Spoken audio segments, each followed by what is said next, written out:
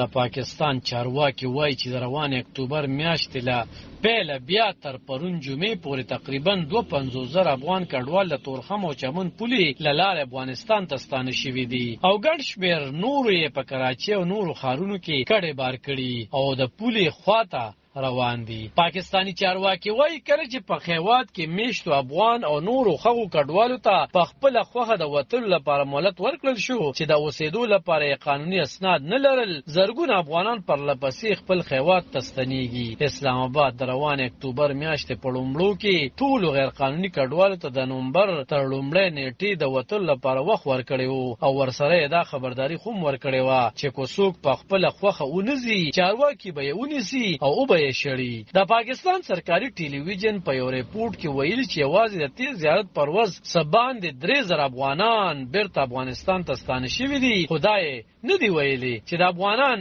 څه وخت پاکستان ته ورګډ شوي وو. په پاکستان کې دننه ځینو ادارو ملګرو ملتونو یو شمېر بهرنو هیوادونو له پاکستانه غوښتي وو چې د افغان کډوال دي نه وباسي او دا خبرداري یې هم ورکړې وه چې کیدای شي دا کسان افغانستان ته تر ستنېدو وروسته له طالبانو د زغرنې او ځبل کېدو سره مخ شي. په افغانستان کې د طالبان حکومت له پاکستانه غوښتي وو چې د افغان کډوالو ایستل دې وځنډوي او دا کار یې نه منل کېدونکي بللې، خو ورسره یې کډوالو ته په سرحدي سیمو کې د لړ مخال اوسېدو ځایونه جوړ کړي او له بیرته ستنو شوو کډوالو سره د روغتیا او خوراکي موادو په ګډون مالي مرستې هم کوي. په افغانستان د طالبانو له واکمنېدو وروستو څه باندې 1,20,000 افغانان د انخلاف په بهیر کې وایستل شول او په لکونو